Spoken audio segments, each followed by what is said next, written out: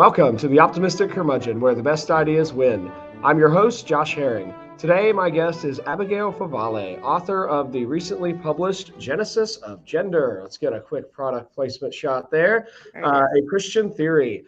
Dr. Favale was a Dean of Humanities and Professor of English at George Fox University and is now Professor of the Practice in the McGrath Institute for Church Life at the University of Notre Dame and concurrent Professor of Theology at Notre Dame. A Catholic convert with an academic background in gender studies, Abigail writes and speaks regularly on topics related to women and gender from a Catholic perspective. Dr. Favale, welcome to the Optimistic Curmudgeon. Good to be here. Third time's a charm. We tried to do this like twice before, but my family keeps getting sick. But you're healthy. The kids are healthy. Mm-hmm. Yes, finally. Fantastic. Do tell us a little about your family. How many kids do you have? How old are they? All those things. So I have 4 kids, and the lineup is 10, 8, 5, and 3. So this past weekend, my 2-year-old turned 3, so I've got to get used to saying 3. Yeah, so 3 boys, 1 girl. Oh, man. I have a good friend of mine, Winston Brady. He's our Dean of Academics at Thales. He has 3 sons, and his wife is pregnant with their 4th child, and they're breaking the trend. The 4th one's going to be a girl. So that's always exciting to hear how families end up. I'm so excited that we were able to make this work, in part because I read your book and absolutely love it. I know we talked about it a little bit over email. I just finished writing a dissertation on C.S. Lewis and gender theory, and I was really excited to read your book, in part because I thought there was a huge gap in the current writings on gender from a Christian perspective. Nobody had really a positive vision of gender. There are all kinds. It's not hard at all to find people writing about how bad transgender stuff is or how that violates biblical norms and so on. It's really hard to find anybody writing today who has a clear, positive vision of masculinity as a good thing, of femininity as a good thing, and able to talk about that. And that, in my view, at least, is what your book does really, really well. So I was really excited to see you had written this book because I don't think my version would be nearly as good, but I'm not going to try to write that now because you wrote the book. No. There's room for more than one book on this topic for sure. Excellent. Well, why don't we start off with kind of a big, broad question. Why do we need a Christian theory of gender? Well, I mean, for all the reasons you said, in a way, I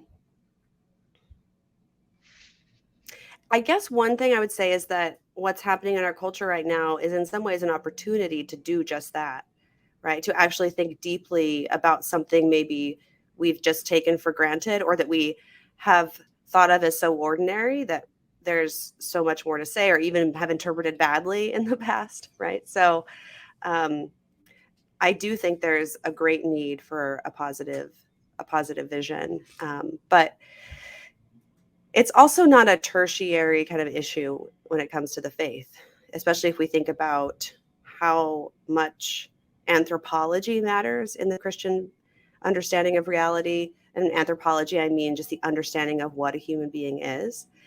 Well, it turns out a human being only exists in the abstract. Like when we talk about human beings, they are always sexed, right?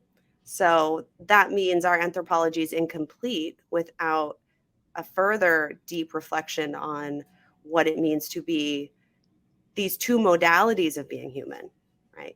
What it means to be human qua woman, human qua man, and then not just the temporal meaning of that, but the eternal meaning and the sacramental meaning. So I think it's deeply important because the human person is deeply important in Christianity, and the human person is gendered. And by gendered, I mean sexed here. I'm using those terms interchangeably. Yeah. It does clear up a lot of confusion to just go and use those relatively interchangeably. I think oh my gosh, I know. I could go on and on about the linguistic confusion. So I just want to be clear on the outset. Like if I'm using gender in a kind of a positive sense and I'm not explicitly critiquing an idea of gender, I mean it as woman or man.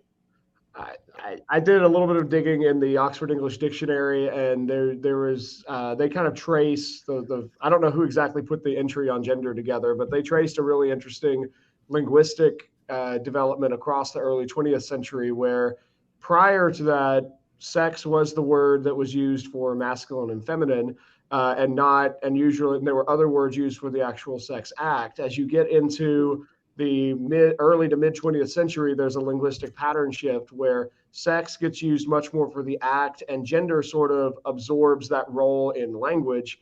And then, of course, you hit the 50s and 60s, and there are gender theorists who start doing all kinds of other stuff, and it just gets really confusing. So I think we can have this conversation with those as synonyms. This will be hopefully a lot more clear. Yeah, I think that's really interesting. I've not thought about the fact that human beings itself that idea is an abstraction, and that every person that you meet is either male or female, and that meaning becomes really, really significant. Walk us through the two paradigms that you develop in your book. What is the Genesis paradigm, and how is it different from the gender paradigm? Yeah, so I sketch out these two different paradigms, or in other words, interpretive frameworks, ways of understanding what is real.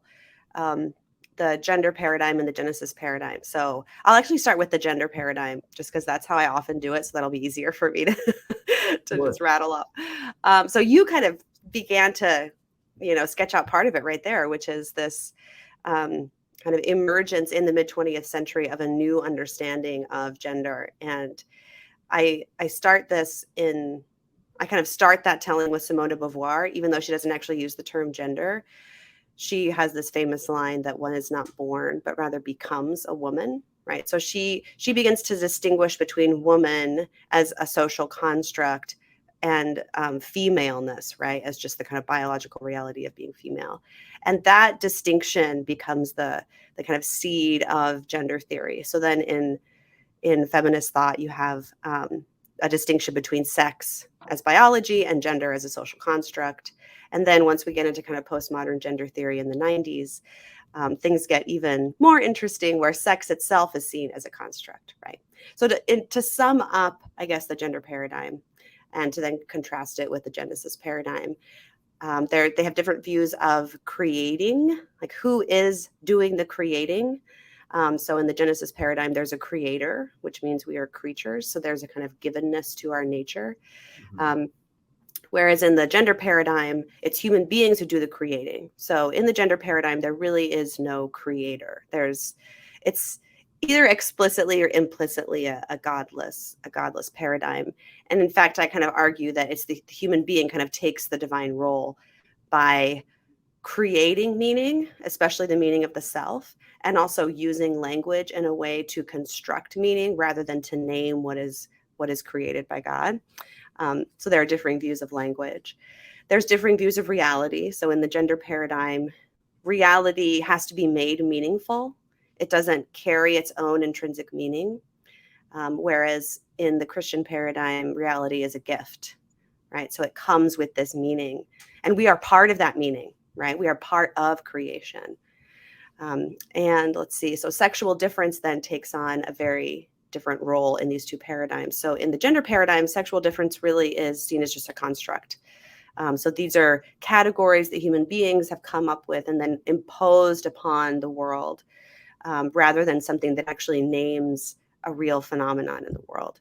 But in the Genesis paradigm, sexual difference is part of God's self-revelation. So it has not only temporal significance, but also sacramental significance, right? Because it's a sign that we carry in our very bodies of what we're made for, this interpersonal communion, right? So if you compare the Genesis creation narratives to other creation myths, it becomes really apparent that Genesis is weirdly interested in sexual difference, and it presents it as very positively. So in the kind of two creation accounts, Genesis 1 and Genesis 2 and 3, the apex of God's creative action in both narratives is not just the creation of human beings, but actually the sexual differentiation of human beings, right? So in Genesis 1, that happens simultaneously. You just get this little poetic kind of gloss there.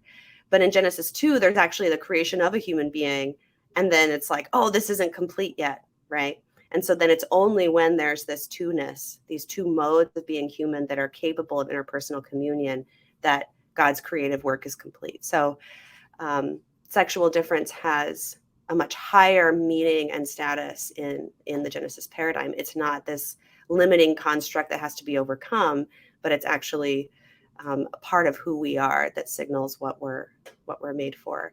And then so freedom, right? So this leads to different understandings of freedom, where in the gender paradigm, freedom is about transgression. It's about pushing past limits. It's about blurring boundaries.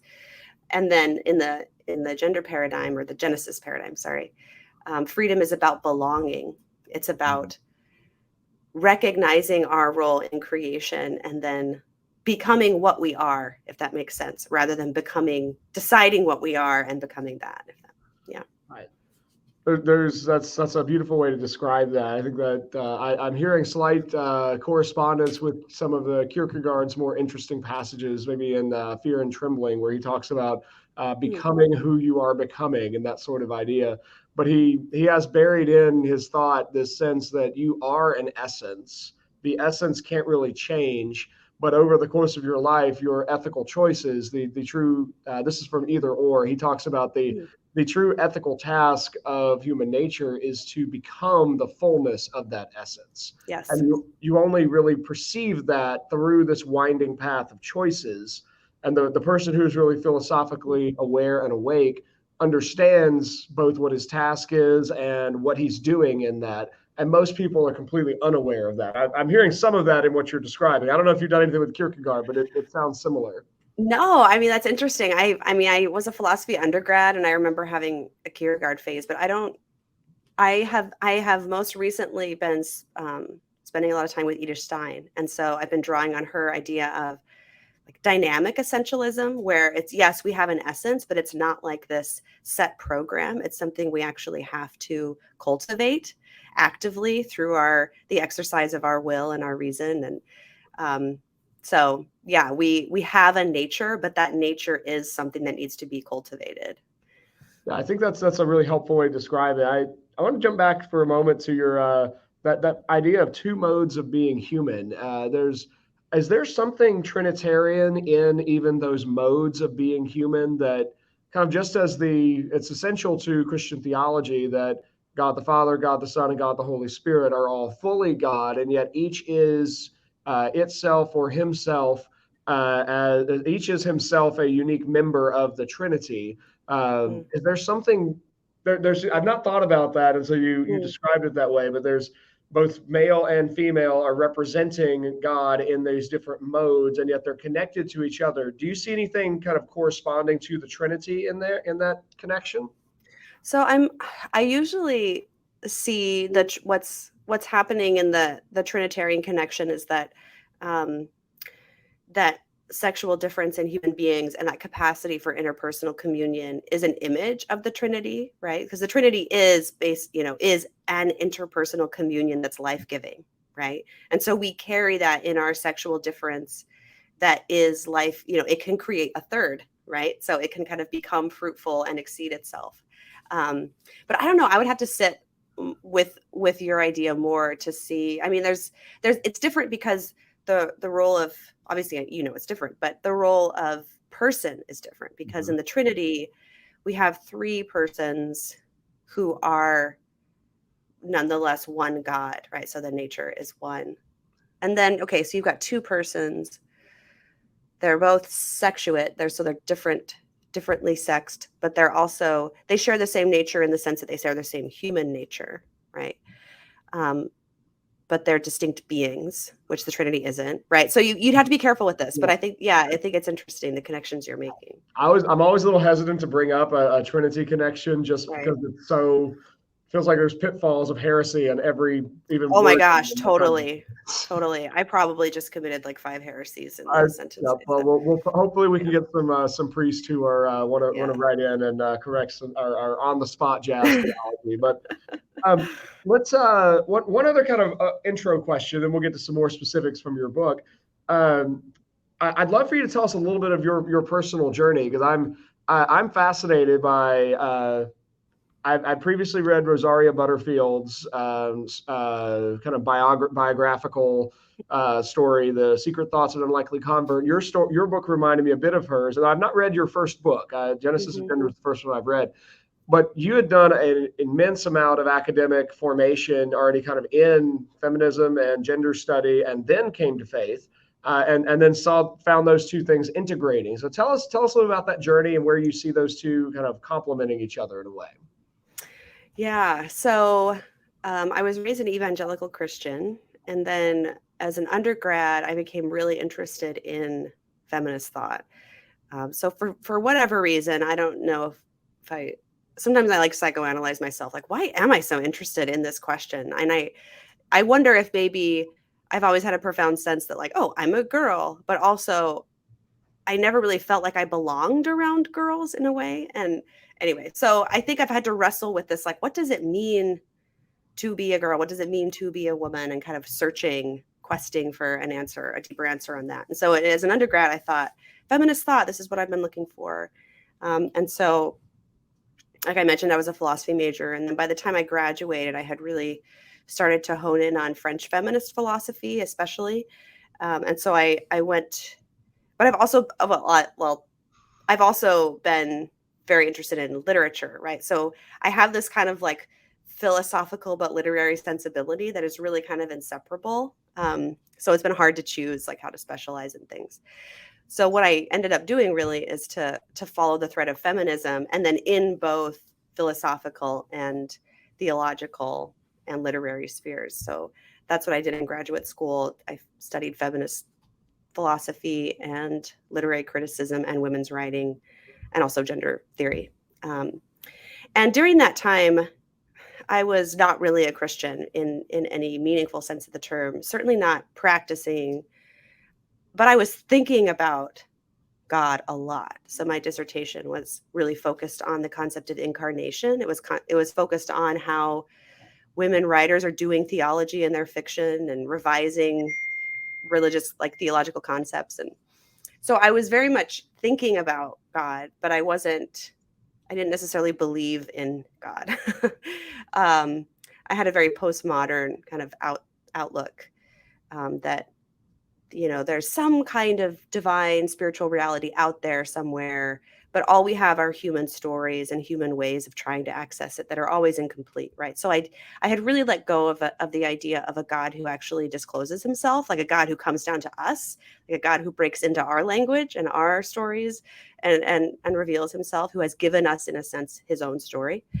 And then at the end of my 20s, I became a mother for the first time, and that really opened me up in a way that I think I just had not been open. And it disrupted my feminism enough for this spiritual longing to kind of resurface. And then I really abruptly became Catholic. It's a weird story. I mean, it was like super abrupt. Like October 2013, beginning of the month, wasn't even thinking about becoming Catholic. By the end of the month, I was in RCIA. Anyway. So if you want the full weird story, I did write a book about it. But what's interesting is that for me, this question of gender and this question of woman has always been bound up in faith. So when I became Catholic, the questions that I really had to wrestle with were the woman-related questions. I really had to wrestle with the priesthood. I had to wrestle with contraception and Catholic theology of marriage and sexuality. And that took about a couple of years for that to really, I would say, for a complete intellectual conversion to happen. And then once that happened, I was like, well, what do I do now? Like, I've built this whole career on basically being a kind of postmodern feminist academic. And now I have this almost completely different worldview. Honestly, it was kind of a time of despair a little bit. I just thought, well, I've kind of wasted my education. I have to now totally reinvent but it's turned out to be the opposite in a way, because I began to discover the rich thinking about gender that existed in the Catholic intellectual tradition that I never had access to. It wasn't even that it was like debunked or dismissed in my feminist education. It like literally was not even acknowledged. And so now I'm like reading Edith Stein and Prudence Allen and Theology of the Body. And I'm like, where has this been all my life? So then I began to see like, oh, actually this kind of trajectory I'm on can be fulfilled in a new way. in the Catholic realm. And then the gender stuff began on a cultural level to really heat up. And so I saw a need to be able to kind of help people navigate that. And I guess I'm bilingual in the sense that, like, I know how to speak Butler and John Paul II. So I'll give it a go. It's a very rare combination. I find that people either are very, very attuned to all of these questions of gender, and they picked up even a layman's specialty in reading and understanding some of this, or they're just completely clueless and are unable to even fathom the question. So I find your ability to bring those two worlds together just very helpful. I think it's the ability to straddle Butler and Carol Wojtyla that's a pretty rare skill. I want to ask you a different question then, and this is, so for some listeners, this question may seem kind of obvious. For others, I'm hoping it will prompt further thought. But I found one of the interesting parts of your book really being about how you focus on how we think about sex today differently than previous generations did. Sex has become a function today of medical control and really reduced down to mere pleasure. In your view, how have we gotten sex wrong as a culture? And what do you see as the right way to think about sex? Oh, that's a great question. Well, I guess one place obviously this starts, when you want to start the story in terms of intellectual history is always like, you're kind of jumping into the middle of things. But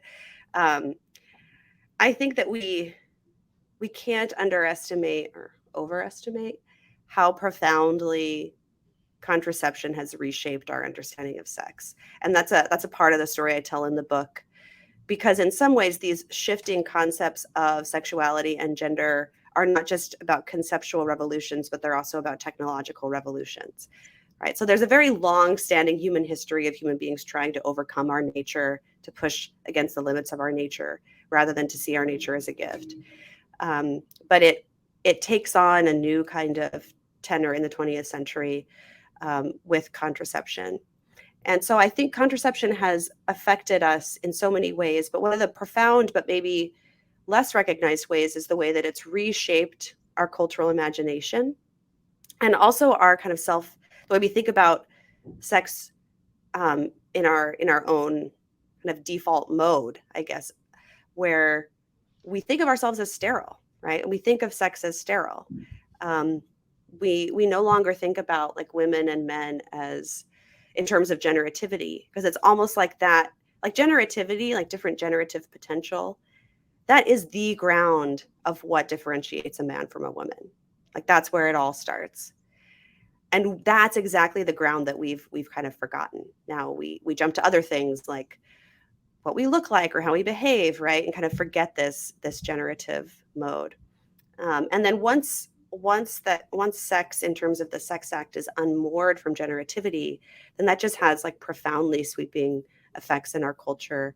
And it's really changed, I think, how we think about sex in terms of just, recreational, in terms of something that's very casual and kind of meaningless, right? Instead of something that is perhaps like the most profound human activity, because it's the only human activity that's capable of bringing another human being into existence. Like that's really profound. Like, and that gives sex this gravity that we've totally lost, And so, I think it's had profound effects. And it's related to this confusion about what it means to be a man and what it means to be a woman, is this cultural forgetting of generativity. Well, let's follow that for a second then, because I avoided science whenever I could in my own education, which is my own personal failing. But there was a section of your book where I felt like I was back in a high school biology classroom, where and I added one of the lines to my question sheet. Which I also thought was really interesting. You do give a direct answer to Matt Walsh's question of what is a woman. He's made a lot of heyday out of that. So maybe he'll hear that I shouted him out on the show and retweet this episode, which would be great. I'm still kind of tacitly trying to get the Daily Wire to unofficially sponsor the show. That has not happened yet, but maybe it will someday. But you tell us on page 120, a woman is the kind of human being whose body is organized around the potential to gestate new life. Walk us through a bit of what you're getting at with that definition, and feel free to be as biologically oriented as is helpful. But take us back to biology class, and where do gametes and gamete production come into this story? Okay, right. So, yeah, that's the definition I give, and honestly, I think that definition of womanhood is pretty unassailable, or femaleness, you might say, because oftentimes you'll hear the argument, well, what about a woman who's had a hysterectomy, or what about a woman who's infertile, right? And that's why the word potential there is so crucial. So, in other words, every woman has an innate potential to create life within her, to generate within herself, right? Now, that potential might never be actualized, right? And women or girls begin their lives with it being unable to be actualized. And we end our lives, if we grow to old age, with it unable to be actualized, okay? But that potential never goes away. So that potential is part of, and it influences and structures our lives, right? Because that potential relies on the organization of the entire body. So this is something that's important, because I think there are a lot of misunderstandings about sex, and one of the misunderstandings is to kind of reduce sex to something like genitalia or even just the reproductive system, without thinking about sex as almost like a body plan. It's like the plan of the entire body, right? So it's impossible to change that plan. So it begins, like, the nucleus of every cell participates in that bodily reality, as well as the structure of the person as a whole. And it affects how our brains are. It affects things like our skeletal structure. It affects our immune system, right? So women's immune systems have to be different because we grow alien organisms inside of us, right? So not actually aliens, but you know what I mean? Like, we need to have an immune system that can handle that. So it affects the whole person, and it's an organization of the entire body. It's a structural determinant of the entire body according to a specific potential. And what's interesting is that even though people might bring up infertility as like what about infertility? Well, infertility actually signals that innate potential, right? Because it's a woman, so a woman who has that body plan, who can't get pregnant, who is deemed infertile. A man who can't get pregnant is not deemed infertile because he never had that innate potential to begin with. So you can only be infertile if you have an innate potential that for some reason is not being actualized. So the definition I'm giving, an infertile woman is, or a woman who just never has children, whether or not she's fertile, is just as much a woman as a woman who has 10 children, right? Because it's all about the bodily organization according to a given potential. So in humans, we're mammals, right? So that has to do with gestation on the female side, and then insemination on the male side. Now, if you go to less highly organized kinds of sexually reproducing species, it's really about gametes. So the female gamete is the large gamete, and then there's small gametes, right? And that is hard and fast binary among sexually reproducing species. There's no third gamete, there's no third sex, right? And when it comes to mammals, there's I talk a lot actually in the book about disorders of sexual development. So atypical manifestations of femaleness and maleness that can sometimes impact fertility. But I make the argument that actually still fits into this definition that I'm giving, right? Because what you have there is still a male or female human being, but there's some kind of irregularity in their sexual development that often inhibits that potential to be actualized. But nonetheless, the potential is there, right? So, yes. I'll stop. I could go on and on, but I find this stuff super fascinating.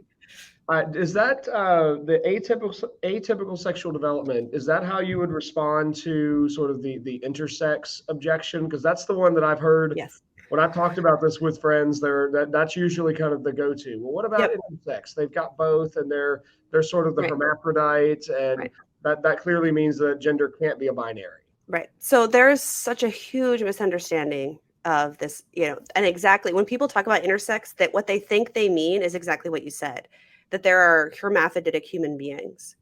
That's not true.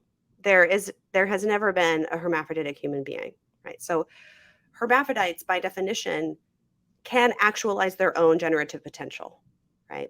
So even in cases of very complex intersex conditions, you don't have hermaphrodism, right? So there's never been a human being who is capable of fulfilling both the female and male and female generativity. All right, that has never existed. So take that off the table, right? So what are we talking about when we talk about intersex conditions? Intersex is a canopy term, right? So it includes over a dozen distinct conditions that can disrupt sexual development. And the vast majority of these do not result in any kind of sexual ambiguity. In fact, what happens is they often become recognized much later in life when, say a woman, like a female never gets her period, right? Or a man finds out he tries to have kids and he finds out he can't. Okay, so these are males and females, but then again, they come to realize they have some kind of, something's gone awry in their sexual development. That gives them a disorder of sexual development. But the mistake is then thinking that, oh, well, that means that's not really a female or that's not really a male, right? Which I think is incredibly dehumanizing and also inaccurate. So the vast majority of disorders of sexual development do not result in ambiguity. That's really important. Now, the very small number that do, so we're talking here about 0.018% of births. So in other words, 99.982% of births have no sexual ambiguity, right? Like that's actually shocking to me, honestly. When I think about the sexual development process, like and how easily something could go awry, I'm actually shocked at how stable and readily apparent the reality of sex is at birth. But nonetheless, in those more complex disorders of sexual development, it's impossible to generalize about them because they are, by definition, unique. You have to look at the person. In other words, you have to look again at the structure of the individual person as a whole to figure out how sex is showing up in that person. And in any, I have not found a case again, so I'm open to being proved wrong, but in any case that's been documented, either femaleness or maleness will predominate. And then it's about what does this person need to support their physical health, right? So I think it's really important to realize, like, let me give you an example, actually. So one of the most complex disorders of sexual development is mosaicism. And that is actually when you have both XY chromosomes and XX chromosomes showing up in the same individual, depending on which cell you look at, right? So if you just do a genetic test, one genetic test might come up as male, one genetic test might come up as female, right? So you can't say just like, oh, well, mosaicism is these people are never male or never female or always da, da, da. You can't generalize. You have to look at the individual. Okay, so given this chromosomal kind of duality, how has the body actually developed, right? So a person that in the course of doing the book, a person that I interviewed, she has mosaicism, but she's female. Like she has one ovary that seems to have some function to it, right? So, and it took, it takes like a team of doctors to kind of look at the whole person and figure out what's going on here, right? So that's what, in those situations, we need to be focusing on the needs of the particular individual and not generalizing about humanity as a whole based on those very specific and by nature particular circumstances. So, bottom line, disorders of sexual development should be understood as variations within maleness and femaleness, not as exemptions from maleness and femaleness. And a lot of DSDs, in fact, are actually sex specific. So only a man can get Klinefelter syndrome, right? Only a female could get have vaginal agenesis, right? So that's also an important factor. So there's so much misinformation about what the term intersex even means.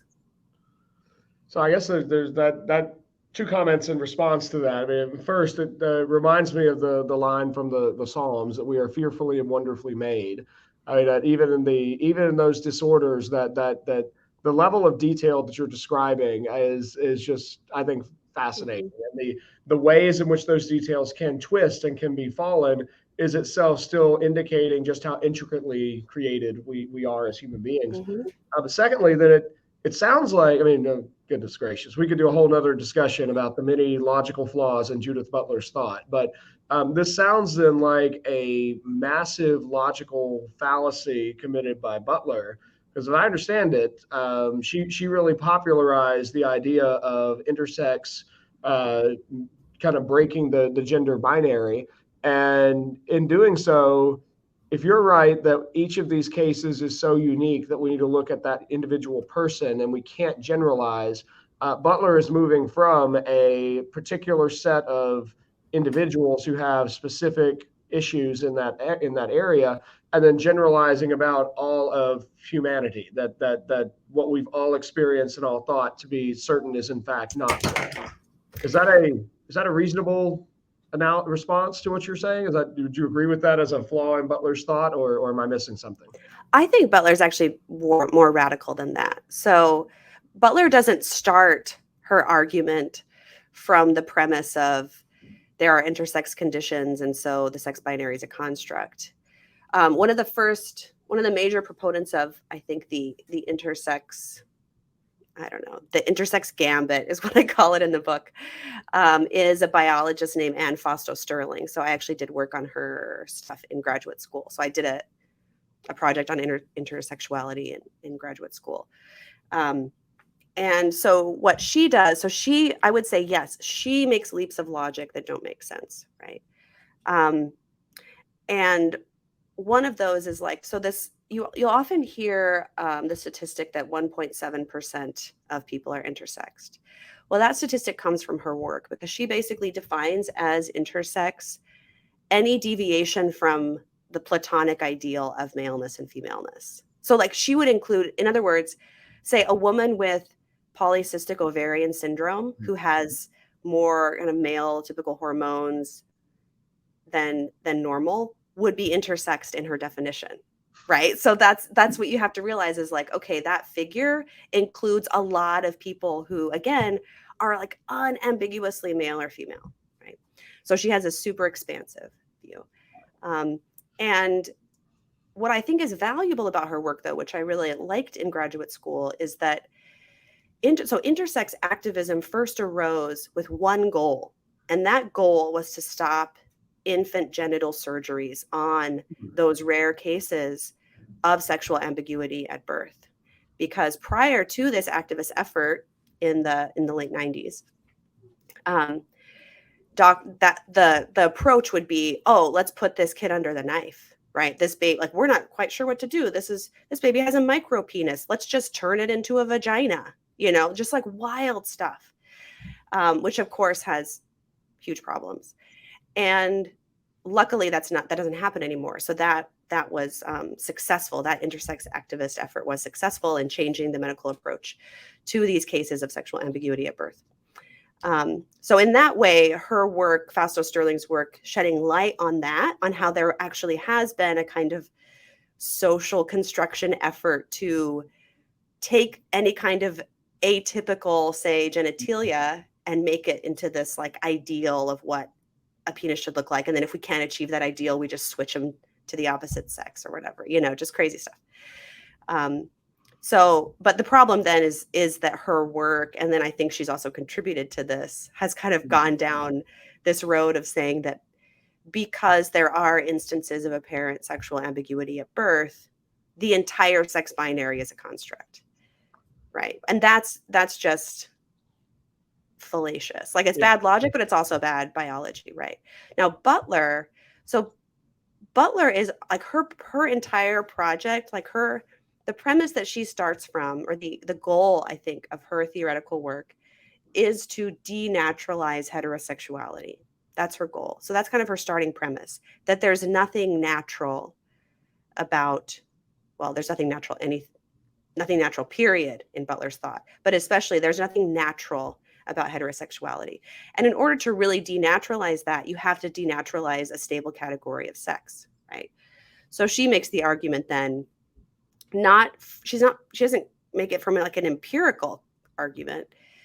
She's more coming from this like Foucauldian kind of everything is a construct, including biological sex, right? And it's an oppressive construct that we have to disrupt, right, intentionally. So I would say she's even arguing something.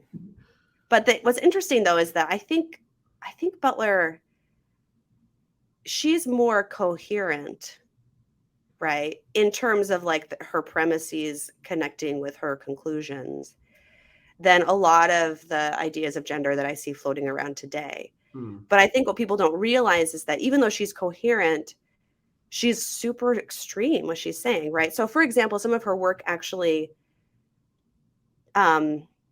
argues against the incest taboo, right? Because if you want to denaturalize sexual activity, you can't like hold these arbitrary taboos and say, it's unnatural for, a parent to have sex with their child. So she even goes there, right? So she's consistent. But it's like a disturbing consistency that I think most people don't really realize. They're like, oh yeah, gender's a performance. Like, I'm performing my gender. This is fun. And they don't really realize the kind of like radical claims that she's making. We could spend a lot of time unpacking Judith Butler, but I don't know that I really want to. She's ultimately kind of empty and meaningless. I'd rather we might have to come back and do a different conversation one day on Judith Butler. But I want to go back to your book though, and you go back to a term you mentioned a couple times today. That's sacramental. I'd love it if you could talk for a few minutes about your understanding of a sacramental view of the body. How does it change our approach to life, to sex, to gender, to everything if we think of the body as sacramental rather than in some other vein? Yeah, I would say this is maybe the treasure that I found in Catholic thought that I didn't find anywhere. Like I didn't find it in my upbringing, my Protestant upbringing. It's certainly not in feminist thought, right? Which tends by and large to have, again, a kind of default atheistic or at best agnostic framework. So there's no any symbolism of the body is a human symbolism, right?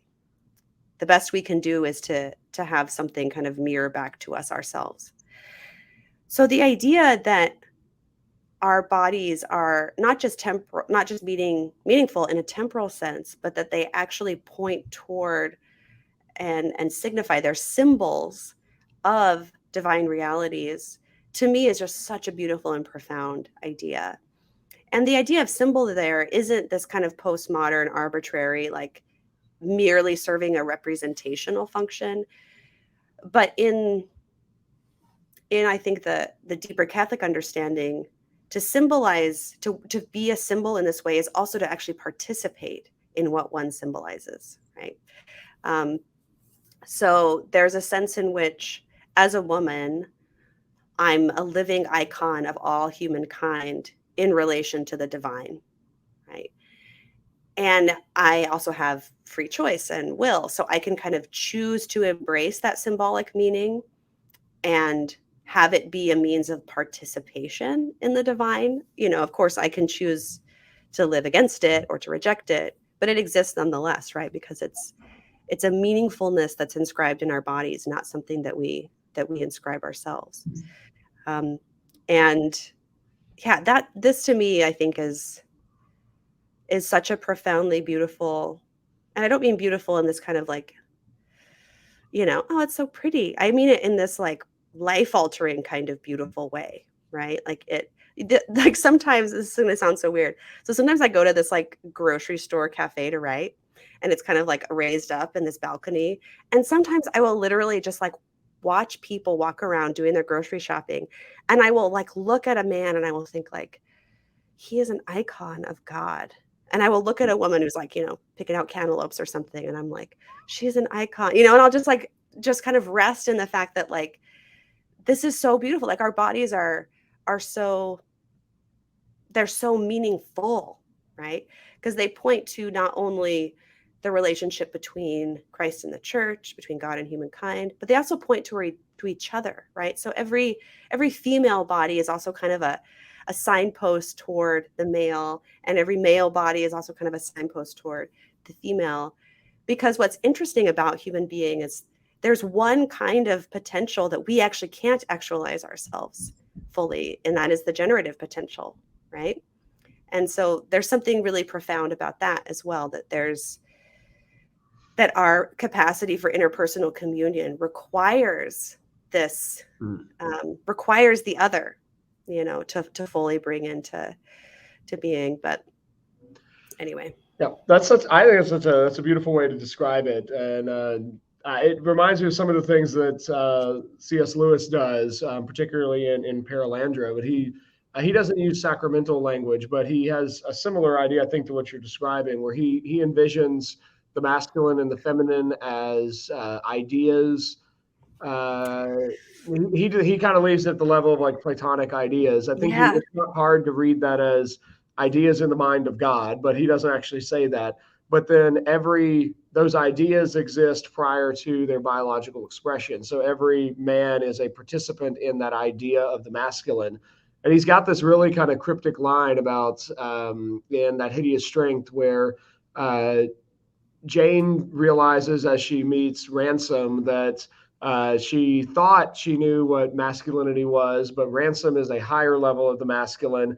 And he himself is only a signpost pointing to this highest masculinity that is itself in God.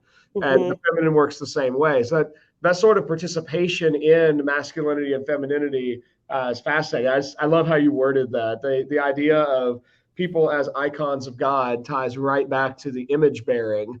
And is what at the end of Paralandra, where Ransom sees Tor, the Adam figure, for the first time, he's just so struck by the fact that here is an image that he sees, and he all of a sudden knows what Maleldil, or Jesus, must look like because he sees the perfect image. And you would think that the temptation would be towards idolatry and worshiping the image, but it's the perfection of the image that you can't confuse the image for the thing itself. And the fact that like that all still exists in the world around us as we interact with each other is just amazing. Yeah, it's interesting. I know exactly what passage you're talking about, because I think I actually disagree with Lewis. And I've tried to figure out why. Like, because I'll read that, and on the one hand, I see exactly what you're saying. I'm like, is this what I'm saying? But I'm like, there's something about the way he articulates that hits me funny. And I think it's because he goes too Neoplatonic with it, right? Like, he seems to have this idea of masculinity and femininity as these almost like cosmic abstractions. And then he uses this language of like that are only like barely or kind of imperfectly realized in these like material realities. And I almost want to go the other way, which is, and for me, I think masculinity and femininity are always in relation to persons. So even when they signify the triune God, there's still a personal reality to it. Like, it's not an abstract, there's kind of a yin yang, a cosmic yin yang, and we're these imperfect instantiations of the yin yang. It's almost like it almost seems like that. Like, I want to go the opposite way. Like, that no, like sexual difference among human beings is this like the highest sign of this kind of personal, interpersonal communion, right?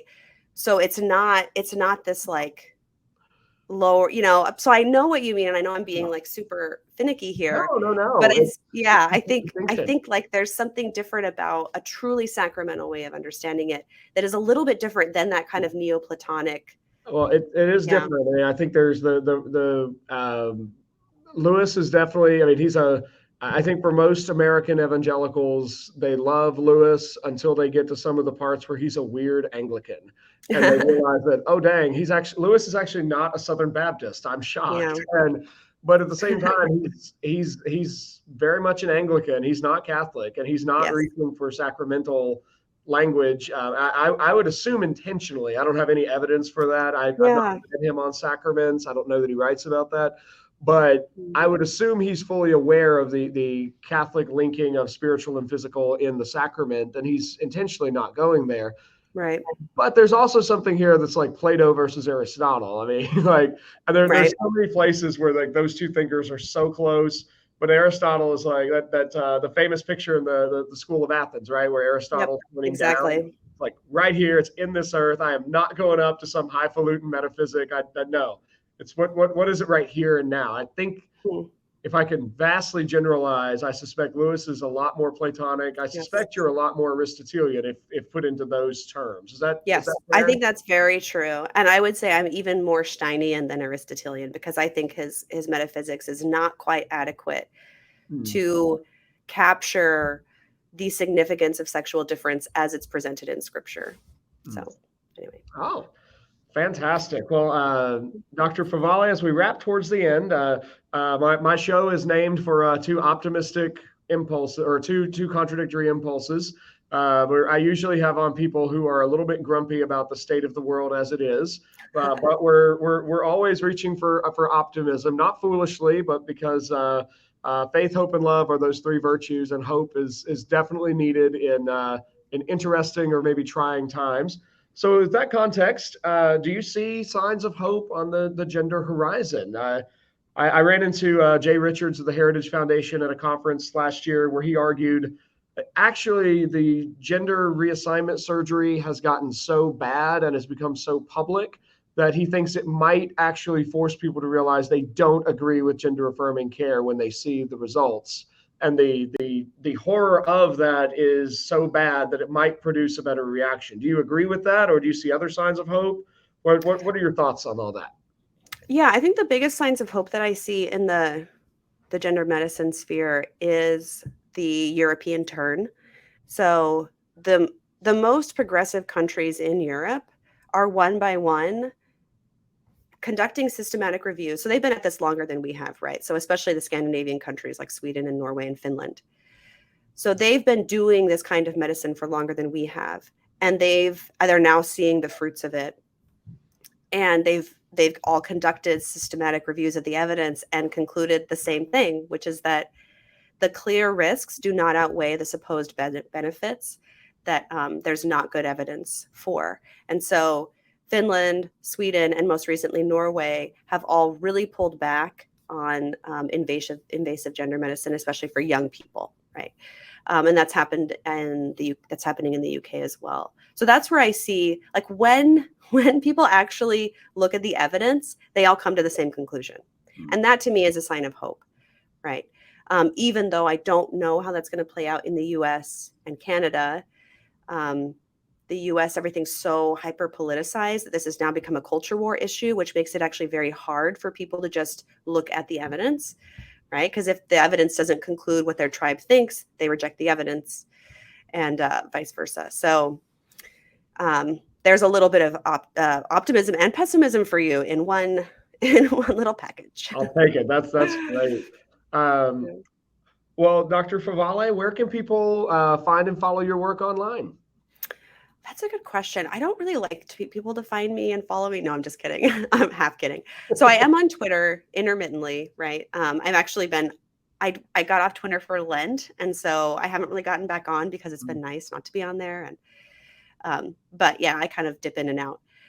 And what is my handle? It's Favale Abs is my Twitter handle. I usually have to type it 3 or 4 times before I get the combination of syllables correct for Twitter to remind me what your handle is. Yeah. Yes, like Abs of Steel. That was my nickname as a kid, was Abs of Steel. So my brother used to call me Abs. So Favale Abs. And yeah, that's kind of it. I have like a website, but I don't really update it very often. I don't know. I'm terrible at this side of things, honestly. I'm on a lot of podcasts though. So you could probably like Google my name or whatever on YouTube or a podcast app and get a lot of interviews. But you've now written, we got the first title, which I assume is somewhere in the first couple pages, maybe not, but you've written 2 books. Nope. What's your first book called? So my first book actually is an academic book. I published my dissertation, but it's pretty heretical, so I won't recommend it. Oh, okay. But and also just academic, right? So, but my first non-academic book is my conversion memoir. It's called Into the Deep and Unlikely Catholic Conversion. So. And then, of course, you've got the book we've been talking about today, The Genesis of Gender, A Christian Theory. What's next in your writing pipeline? That's a good question. Actually, I am wanting to write another book on gender, but to draw out more deeply the kind of Christian vision of gender, and especially getting more masculinity in there. So, like I said, I think there's the room for more than one book on this topic. I think I might even have more room for another book on this topic. So we'll see. Yeah, right now, there's definitely, I know there are a lot of good folks doing work on the crisis of fatherlessness. I think there's a growing, I don't know quite what to do with the fact that there are very loud voices like Andrew Tate who are trying to proclaim a certain vision of masculinity. There are other folks. I've got Nancy Pearcey has a new book on toxic masculinity that I'm reading to review, and so far she's really good. But there needs to be, we need good scholarship on the question of masculinity. So I'm excited to hear that's something you're interested in writing in. So that's and that you think there's room for more books on this topic, because I think it's been dominated so much by progressive scholarship over the last decades that we need good, faithful Christian scholarship to bring God's truth into a confusing area. Yeah, and also for a positive vision, right? Like that's because there's a lot of critique. It's always easier to be in a critique mode, and it's more fun to be like, "Oh, you're so wrong." Let me dismantle your ideas. But it's much harder to actually present a vision that's constructive, and so I think there's a huge need for that. Well, thank you, Dr. Favale, for joining me today for this conversation on the optimistic curmudgeon. And thank you, listeners and viewers, and especially to our live stream folks, for joining us today. My guest this episode has been Dr. Abigail Favale, author and professor focusing on the intersection of Christian theology and gender. If you like this episode, please do leave us a 5-star review wherever you watched or listened to it, and share it with your friends. Until next time, seek the good, discover the true, and love the beautiful. You've been listening to another episode of The Optimistic Curmudgeon, where the best ideas win. I'm your host, Josh Herring. The Optimistic Curmudgeon is a project of Thales Press. If you enjoyed this episode, please give us a 5-star review and share it with your friends. You can find us on 3 major social media platforms. Search for The Optimistic Curmudgeon on Facebook and LinkedIn, and find us on Twitter at the handle @TheOptimisticC3. This episode was edited and produced by Madison Kay, audio engineer for The Optimistic Curmudgeon. Until next time, seek the good, pursue the true, and love the beautiful.